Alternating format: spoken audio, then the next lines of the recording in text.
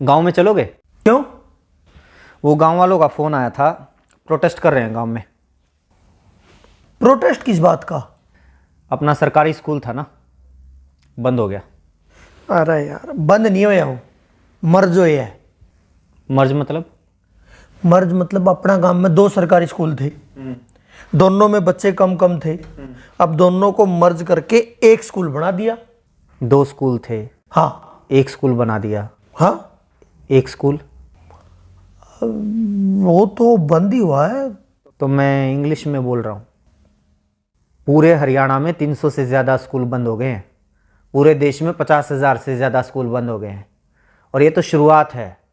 सरकार तो छाती ठोक के कह रही है कि और स्कूलों को बंद किया जाएगा, टीचर्स की पोस्ट को ख़त्म किया जाएगा। इसलिए गांव वाले अलग अलग गांव में प्रोटेस्ट कर रहे हैं इसके खिलाफ। अरे यार, गांव वाले तो पागल हैं, किसी बात की पूरी जानकारी है नहीं, बस प्रोटेस्ट कर दो शुरू। एक बात बता, जब कोई भी आदमी अपने बच्चों को सरकारी स्कूल में पढ़ाने को तैयार ही नहीं है तो उन स्कूलों का करेंगे क्या? कर दो बंद। एक बात बता, तू अपने बच्चों को सरकारी स्कूल में पढ़ाएगा? मतलब मैं अपने बच्चों को सरकारी बस में नहीं भेजता तो सरकारी बसों को ख़त्म कर दो। मैं अपने बच्चों को ट्रेन में नहीं भेजता तो ट्रेन को ख़त्म कर दो। मैं अपने बच्चों को सरकारी स्कूलों में नहीं भेजता तो सरकारी स्कूलों को ख़त्म कर दो। मेरे तो बच्चे ही नहीं हैं तो सारे देश के बच्चों को ख़त्म कर दो। ये क्या लॉजिक हुआ? अरे तू अपनी छोड़, एक बात बता, सरकारी स्कूलों में जितने टीचर्स हैं क्या वो अपने बच्चों को सरकारी स्कूलों में पढ़ाते हैं? उससे भी बड़ा सवाल यह है कि वो अपने बच्चों को सरकारी स्कूलों में क्यों नहीं पढ़ाते हैं। क्यों नहीं पढ़ाते? क्योंकि सरकारी स्कूलों को पढ़ने लायक नहीं छोड़ा गया है। स्कूलों में टीचर नहीं है। शायद ही कोई ऐसा स्कूल हो जहां पर जितने टीचर्स की जरूरत है उतने टीचर हों। बैठने के लिए ढंग की इमारत नहीं है, कमरे नहीं है। कई स्कूलों की तो छतें गिर जाती हैं जिस वक्त क्लास चल रही होती है। पीने तक का पानी नहीं है, बैठने के लिए बेंच नहीं है। यहां तक कि टॉयलेट तक भी ऐसे होते हैं कि अगर कोई चला जाए तो मरीज बन के वापिस आए। ऐसे स्कूलों में कौन अपने बच्चों को पढ़ाना चाहेगा? अरे यार, ठीक है, सारे स्कूलों में अच्छी व्यवस्था नहीं है, लेकिन बहुत सारे स्कूल ऐसे हैं जिनमें वे सारी व्यवस्थाएं हैं और स्टाफ भी पूरा है। वहां टीचर्स कितना पढ़ाते हैं बताइयो? हाँ, सही बात, ये बात सही कही। अपने शहर में भी और बहुत सारे शहरों में, अलग अलग स्टेट में कई स्कूल ऐसे हैं, सरकारी स्कूलों की बात कर रहा हूं मैं, जहां पर स्टाफ पूरा है, ठीक ठाक व्यवस्थाएं हैं, साफ सफाई है, इमारतें वगैरह, बिल्डिंग्स वगैरह अच्छी हैं। उन स्कूलों में जाके देखो। आप टीचर्स की बात करते हो, अधिकारियों के बच्चे भी उन सरकारी स्कूलों में पढ़ते हैं। उन स्कूलों में एडमिशन के लिए सिफारिशें लगती हैं, एडमिशन नहीं हो पाते। कौन नहीं चाहता अपने बच्चों को सरकारी स्कूलों में पढ़ाना? कोई सरकारी स्कूलों को बनाए तो ऐसा जिसमें लोग अपने बच्चों को पढ़ाना चाहें। तो बना लो। जब सरकारी स्कूल के टीचर्स बच्चों को अच्छा पढ़ाएंगे तो सरकारी स्कूल अपने आप अच्छे हो जाएंगे। बता, क्यों नहीं टीचर्स बच्चों को पढ़ाते? मुझे एक बात बता, तू जंगल राज में रह रहा है या एडमिनिस्ट्रेटिव सिस्टम में रह रहा है? मतलब ये जंगल राज में होता है। अपने आप ठीक कर लो, अपने आप हो जाएगा, अपने आप सही हो जाएगा, अपने आप गलत हो जाएगा। शेर की मर्जी, जिसको मर्जी खा जाए, जिसको मर्जी छोड़ दे, उसके मूड के ऊपर है। ये हिरण की कैपेसिटी है, शेर से तेज दौड़ सकता है तो बच जाएगा, नहीं तो उसका शिकार हो जाएगा। ये होता है जंगल राज। एडमिनिस्ट्रेटिव सिस्टम, प्रशासकीय व्यवस्था पता है क्या होती है? जहां पर कोई जवाबदेही होती है, कोई हायरार्की होती है, कहीं चेक एंड बैलेंसेस होते हैं। प्रशासकीय व्यवस्था पता है क्या कहती है? अगर आप टीचर नियुक्त करते हैं या किसी भी महकमे में कोई भी कर्मचारी नियुक्त करते हैं तो वो अपने आप काम नहीं करेगा, उससे काम करवाना पड़ेगा। इसलिए चेक एंड बैलेंसेस होते हैं, जवाबदेही तय की जाती है।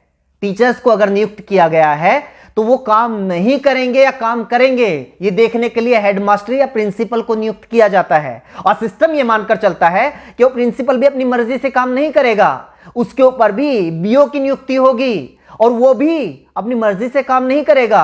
उसकी जवाबदेही तय करने के लिए डीओ की नियुक्ति होगी। डीओ के ऊपर और अधिकारी होगा, उसके ऊपर और अधिकारी होगा, उसके ऊपर शिक्षा मंत्री होगा और उसके ऊपर मुख्यमंत्री होगा।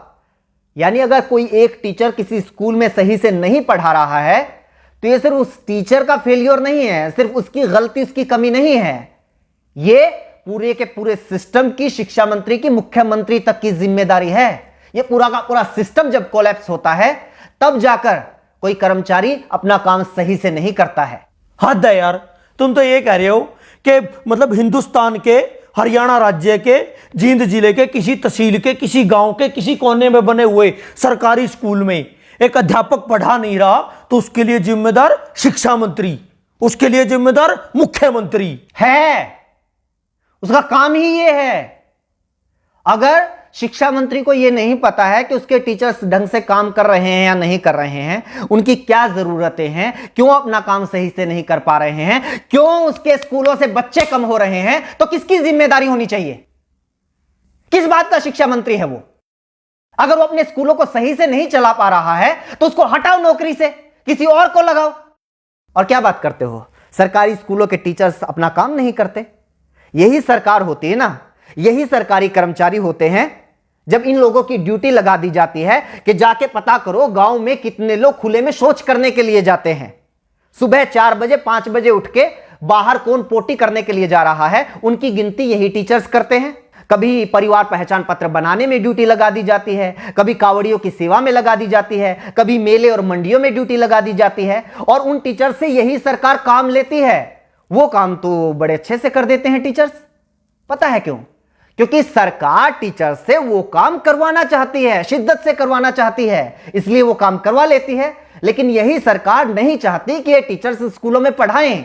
इसलिए मैं भी मानता हूं बहुत सारे टीचर्स अपना काम ईमानदारी से नहीं करते होंगे, क्योंकि उनको पता है कोई चेक एंड बैलेंस नहीं है, कोई जवाबदेही नहीं है, और सरकार खुद नहीं चाहती कि सरकारी स्कूलों में पढ़ाई हो, ताकि बच्चे धीरे धीरे स्कूलों से अपना नाम कटवा कर प्राइवेट स्कूलों में चले जाएं, फिर स्टूडेंट्स की संख्या कम हो जाए और सरकार को बहाना मिल जाए, बच्चे तो आ ही नहीं रहे, स्कूल बंद कर दो। ये ज्ञान देने वाले बहुत मिलेंगे।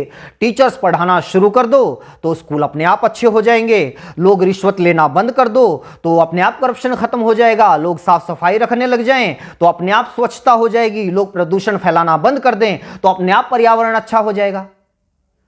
एडमिनिस्ट्रेटिव सिस्टम में लोग अपने आप नहीं करते, सिस्टम तय करता है कि आपको क्या करना है। देश चला रहे हो, यह सत्संग भवन नहीं चल रहा है यहां पे। चल ठीक है, ये जो पढ़ा रहे हैं या नहीं पढ़ा रहे, सैलरी पता है उनकी कितनी है? 70,000, 80,000। प्राइवेट स्कूलों में भी टीचर हैं 20-20, 25-25 हजार में, इनसे काफी अच्छा पढ़ाते हैं, इनकी सैलरी इतनी क्यों है? अब इस बात को तो क्या जवाब दूं? रुक एक बार, एक लिस्ट में इसी की निकाली थी मैंने। अपने देश में बहुत सारे लोगों को यह लगता है कि टीचर्स की सैलरी बहुत है, लेकिन जो दुनिया के अच्छे अच्छे देश है ना, जहां पर अच्छा एजुकेशन सिस्टम है, लाइफ लिविंग स्टैंडर्ड है, जहां का वीजा लगवाने के लिए दुनिया भर के लोग मरते हैं, उन देशों की बात कर। कनाडा में $1,00,000 सालाना, $1,00,000 सालाना टीचर्स की औसत इनकम है। पता है कितना हुआ? 1 लाख को 80 से गुणा कर 80 लाख रुपए सालाना। बता महीने की कितनी सैलरी हुई? जर्मनी में 63,000 यूरो, वो भी लगभग 80 रुपए के बराबर है, उसको भी 80 से गुना कर। आगे आ जा, नीदरलैंड में 60,000 यूरो, ऑस्ट्रेलिया में 98,000, लगभग $1,00,000, यूएसए में $60,000, आयरलैंड में $48,000, डेनमार्क में 47,000 यूरो, ऑस्ट्रिया में 45,000 यूरो। और तुम लोगों को यह लगता है कि हमारे देश में टीचर्स की सैलरी तो पता नहीं बहुत ज्यादा है। प्राइवेट स्कूलों में तो 20,000 में पढ़ा रहे हैं।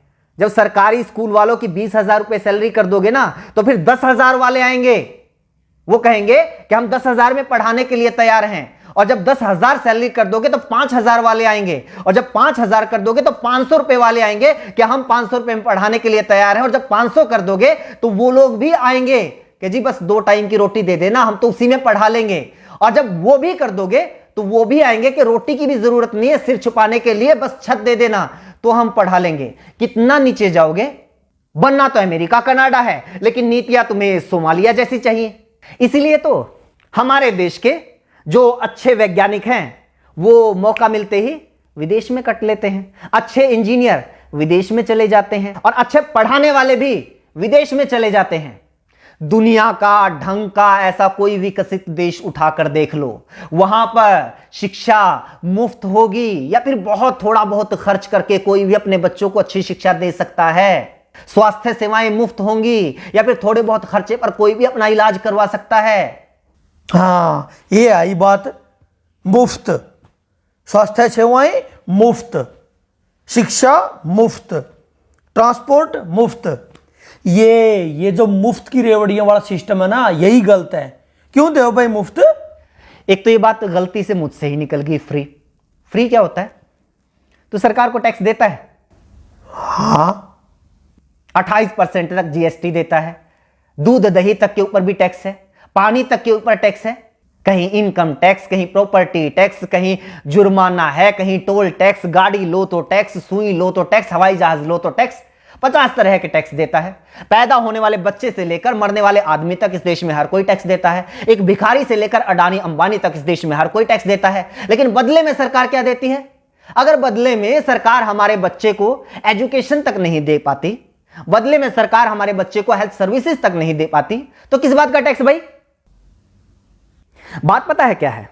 आज तो तुम लोगों की थोड़ी बहुत औकात हो गई है कि भाई 5-10 हजार रुपए महीने के तो अपने चिंटू मिंटू को पढ़ाने के लिए हम दे ही सकते हैं, इसलिए क्या करना है सरकारी स्कूलों का, करो बंद।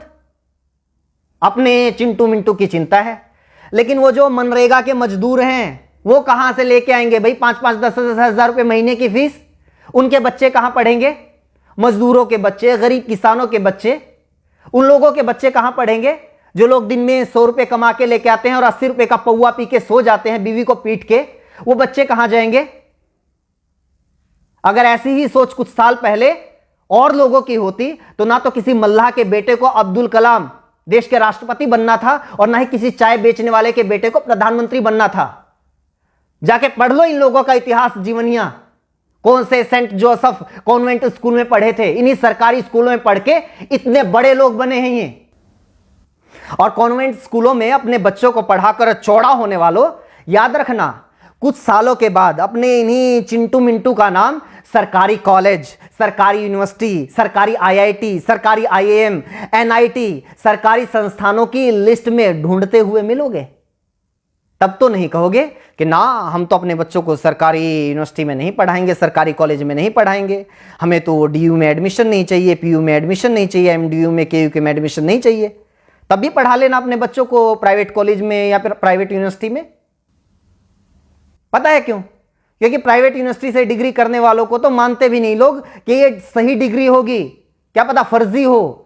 ये रुतबा है आज भी सरकारी संस्थानों का, और कुछ साल पहले तक सरकारी स्कूलों का भी यही रुतबा था।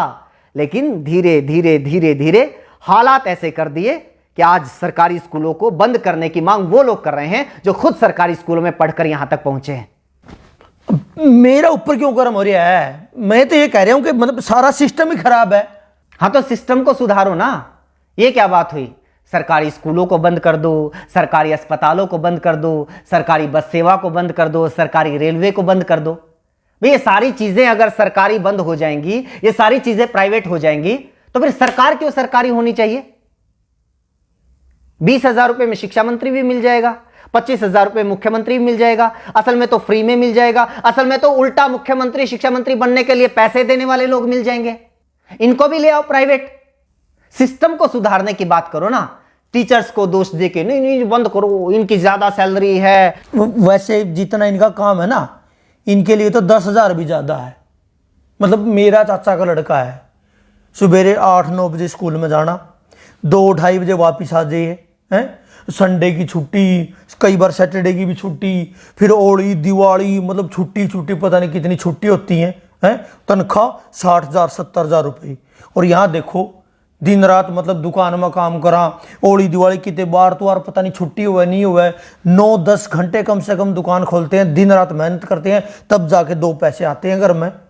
असली समस्या तो ये है ना, मेरी बुआ का लड़का सरकारी लगा हुआ है, मेरे चाचा का लड़का सरकारी लगा हुआ है, मेरे पड़ोस में सरकारी लगा हुआ है। पूरे मोहल्ले में एक बच्चे को नौकरी मिल जाए तो सारे मोहल्ले में आग लग जाती है। इस जलन का क्या करेंगे भाई साहब? बस लोगों को यह चाहिए कि भी हमारी एक आंख फूटी हुई है तो सामने वाले की दोनों फोड़ दो।